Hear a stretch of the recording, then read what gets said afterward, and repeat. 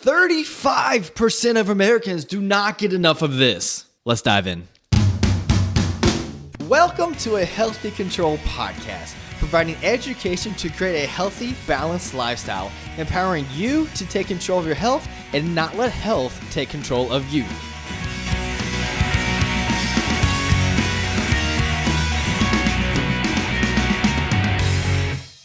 Decreased mounts can lead to drowsiness, decreased cognitive function, anxiety and depression, and just overall grumpiness. What is that? Sleep. We're going to dive into the science of sleep, why it matters, and some very practical tips for better sleep. Whether you're a perpetual 4-hour per night sleeper or someone who needs, 10 to 12 hours, this is for you. Sleep is far more complex than just close your eyes, shut your brain off, and wake up. Now, admittedly, sometimes shutting the brain off is the most difficult task, which we'll talk about how to fix that later. In sleep, there's actually 5 stages. Well, there's 4 stages, with the 5th being awake, so not sleeping. But as the stages progress from 1 to 3, you go into a deeper sleep. And 75% of the night is spent in these 3 stages, 1, 2, 3. And it's actually very organized how we sleep. We start in N1, then go to N2, N3, back to N2, don't know why, we just do, and then we go to REM sleep, or REM. That stands for rapid eye movement. And if you actually Google this or YouTube this, you can see that when people are in REM sleep, their eyes are actually moving. That's why it's called rapid eye movement. Their eyelids are still closed, but you can see the eyeball moving. And the really cool thing is, the longer we're asleep for, the more REM sleep we get. So the proportion of REM sleep increases over the night. Now, there's actually a way to measure what stage of sleep you're in, and that's with brainwave activity. You could put a scan on someone and see they have delta waves, which means they're in stage 3. Does that matter for most people? No, not really. But I'm just kind of giving you confidence that we're not just making these stages up. So stage 1, this is light sleep. An EEG would read theta waves at a very low voltage. Theta waves are also strong during focus, meditation, prayer, or spiritual awareness type of activities. And we only spend about 5% of the night in this stage. So when someone's falling asleep on the couch and maybe they start snoring or twitching or something like that, and you tell them go to bed, and they insist they're not asleep. More than likely, they were actually in stage 1 of sleep. So technically they are asleep. It's just a very, very low level awakeness, if you want to call it that. They're kind of in that transition zone between sleeping and being awake. But yes, they should go to bed at that point. Stage 2 is a much more prominent stage as we spend about 45% of our sleep cycle in this stage. Your heart rate and body temperature both drop. And the hallmark EEG signals are sleep spindles and K complexes. Again, what does that mean? Doesn't matter. But the sleep spindles are important for brain function called synaptic plasticity. This is essentially the ability of the brain neurons or brain cells to modify their connection. See, our brains are extremely adaptable, and you can see in people such as those who have had limbs amputated, the part of the brain that was responsible for moving their hand will undertake a different function of the body. It's also theorized that synaptic plasticity dysfunction can be attributed to things like Alzheimer's. Now, there's another function of sleep spindles, and that is its role in memory consolidation, especially procedural and declarative memory. Procedural memory is how you do something, and declarative memory is facts. You can really see the difference when you try to type out a word. Have you ever been halfway through typing and all of a sudden you're like, I don't remember how to spell the word different? So then you backspace to the beginning, and then you let your fingers do it, and you spell it out correctly. You spelled it out correctly because of procedural memory. Your fingers remembered how to type the word different, but your declarative memory couldn't quite remember how to spell the actual letters. A more common example or different example would just be that riding a bike, throwing a ball. Those are procedural examples. Or a declarative example would be knowing George Washington is the first president, or that the ocean is blue. So sleep spindles help with memory, and so do the K complexes, as well as maintaining sleep. Did you ever see the Pixar movie Inside Out? Remember the scene at the end of the day when they flushed all the memories and they go to Memory Island, and then there's a worker or someone within Memory Island who would get all the memories when needed? Well, surprisingly, that's not super far off. And in this stage 2 of sleep helps consolidate those memories so they can be retrieved later on. So stage 2 is when the memory is actually being sent away. I don't know if there's anything to it, but when I was in college studying this, every night before bed, I read through my sleep notes, and I ended up doing much better on that test than I did all the other tests. Maybe I was just more interested in sleep, or maybe it's because I read it right before bed. Either way, give it a try. Last fun fact about stage 2 is that this is a stage when you grind your teeth. So stage 3, this is the deepest non-REM sleep, and it's characterized by delta waveforms on EEG. And we spend roughly 25% of our time here. So remember, 5% in stage 1, which is when you're barely asleep, 45% in stage 2, which is a deep sleep, and then 25% in stage 3, which is the deepest sleep. If your partner comes back into bed or flushes the toilet or closes the door, you probably will not wake up in this stage. If you do wake up, you're probably more so in stage 2. However, if something does wake you up during this stage, like, I don't know, maybe your phone alarm goes off because it's time to wake up in the morning, you're probably going to be most groggy out of all the stages. And you can even have moderately impaired mental performance for 30 minutes up to an hour if you wake up in stage 3. And there's a ton going on during this stage. This is when the body repairs and regrows tissues, builds bone and muscle, and strengthens the immune system as well. This is also the stage where sleepwalking, night terrors, and bedwetting occurs. Now lastly, we have REM sleep, again, REM, rapid eye movement, and this is actually the most interesting one to me. The brain is producing beta waves, which are similar wavelengths to being awake. However, unlike being awake, our muscles are essentially shut off, except for our eyes and our diaphragm, which, again, rapid eye movement, and then diaphragm to help you breathe. This stage is also when we're dreaming. We actually only dream during REM sleep and not any other time. So if you ever wake up right in the middle of a dream, you were in REM sleep. It's like our body kind of planned it out. But if we didn't have this muscle atonia, or our muscles just shutting off, then our bodies would likely try to act out whatever we're dreaming, and that could get pretty dangerous. As mentioned earlier, this stage gets longer and longer, starting at about 10 minutes and ending up to be about an hour. Now, going along with dreaming, this is why I think REM sleep is so interesting. Let me know if this has ever happened to you. To me, it's happened numerous times, probably at least once a year. But I remember a few months ago, it actually happened to me about 3 times in the night, and it was miserable because one built on the other, built on the other. So every time what I perceive is happening is I'm laying in bed and I'm awake, but I'm completely paralyzed. Every single time I hear footsteps that I don't interpret as good. It doesn't sound like, my wife is downstairs. It sounds like someone's entering the house or something's not good. And every single time I get this huge panic, but I can never scream. I can't make any noise. I can't move. I am just stuck. Now, with a normal dream, they often become lucid dreams for me, which means I realize I'm dreaming and I can kind of wake myself up whenever I choose. But with these awful dreams, that is sleep paralysis. And with sleep paralysis, we are utterly useless.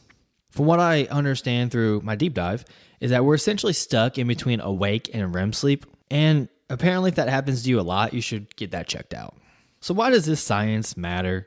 Why should we care about sleep cycle or any of that stuff? Well, after this break, we're going to get into exactly that and practical tips on a better night of sleep. In a meta-analysis performed back in 2021, now a meta-analysis is an analysis of multiple studies and is a high level or better vote of confidence than most studies.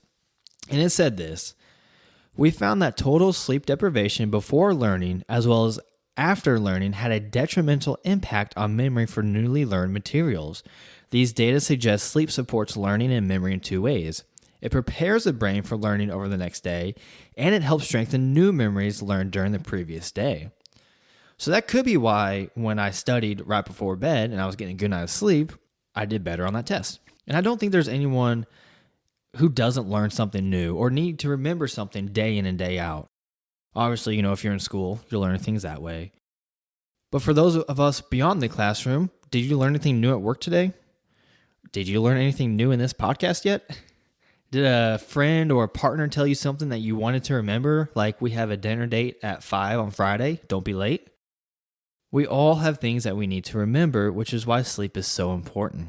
And we've talked about memory quite a bit already, so what are some other things that are affected by when being sleep deprived? Emotions. I mean, come on now. Have you ever been with a child who missed their nap time? They are a ticking time bomb of emotional dysfunction. They're just an easy example though, because especially when they're really little, they haven't developed that ability to regulate their emotions yet. That's why we shouldn't get upset with a toddler for having a meltdown, because they're just physically unable to regulate their emotions. It'd be like getting mad at a fifth grader because they can't answer calculus. They just haven't learned it yet. Anyways, another meta-analysis saw a positive effect on sleep loss and negative mood, which means that the more sleep loss they had, the worse the mood got. And the younger you are, the worse that gets. They also saw a small negative effect on adaptive emotional regulation. Adaptive emotional regulation is how you deal with an emotional situation. And there's 5 adaptive strategies, which are acceptance, positive reappraisal, putting things into perspective, focus on planning, and positive refocusing. So when we're sleep deprived, we do all of these to a much lesser degree. And if you're interested to learn more about emotional regulation and things of emotional aspects, make sure to check out the earlier podcast on EQ. Now, there's so many other aspects of our lives that being sleep deprived affects besides memory and mood. Your day feels much longer when all you want to do is sleep. You have little motivation to actually work out. You probably just simply don't move around as much because you just don't want to. Maybe your social skills are lacking because you just don't have the patience for people today. So it leads to the question, how can we get better sleep? So I got 4 little questions for you here, a little fact or fiction. I'm going to tell you a statement. Think to yourself, is that true or is that false? First one is snoring is harmful. Fact or fiction, true or false? Well, we actually started with a little trick one here because while it could be a sign of something more serious such as sleep apnea, in general, snoring is harmless. If you notice someone is snoring and they stop breathing throughout the night, that's a sign to go get tested for sleep apnea. And there's some ways to decrease snoring. You can sleep on your side instead of on your back. Losing weight helps. Wearing a nasal strip to help open your nostrils. I personally actually wear a nasal strip quite often because it does help me breathe better through my nose. You can actually test before you buy one if you need it by putting your fingers on the side of your nose and pressing them outward, which will help open your nasal cavity. And if that helps you breathe better, then maybe a nasal strip is what you need. So the first one, a little bit trick question, but for the most part, false. Number 2, when you cannot sleep, count sheep. And this, my friends, is false. While this mind-numbing repetition could potentially bore you to sleep, it's actually better to put your body into a state of relaxation with peaceful imagery, laying on the beach or wherever your happy place is, rather than trying to think of things. One thing I do quite often is some meditation before I fall asleep. And what I'll do, I'll lay there, and I'll just go through my body, and I'll say, my feet are asleep. My feet are asleep. My feet are asleep. And I'll work my way up. And as I'm doing this, I literally feel my body start to tingle. And that just means that you're essentially falling asleep. And it puts me to a very deep state of relaxation. Now, from there, you can do some meditation, do some positive thinking, or you can just let that relaxation take you to sleep. The third question here, nap for as long as you need, or as long as you wish. And this is mostly false. What is important with napping is to time it appropriately with our sleep cycle. Remember, if we wake up in stage 3, we're going to be pretty groggy, especially mentally, for up to an hour. So that's when you do not want to wake up, is it during stage 3. So the general rule of thumb is to sleep for less than 30 minutes, so you avoid stage 3, or sleep 90 minutes or more, 90 to 110 or so. That way you wake up during your REM sleep. It's honestly incredible how much better you can feel after a 5 to 10 minute nap. You don't need to take a 2-hour nap to feel a little bit better. Number 4, the last true or false here. Alcohol helps you sleep. And this is false. While it may help you fall asleep, known as sleep latency, it's rather detrimental for actual sleep. So most notably, it reduces our REM sleep, which very important stage of sleep.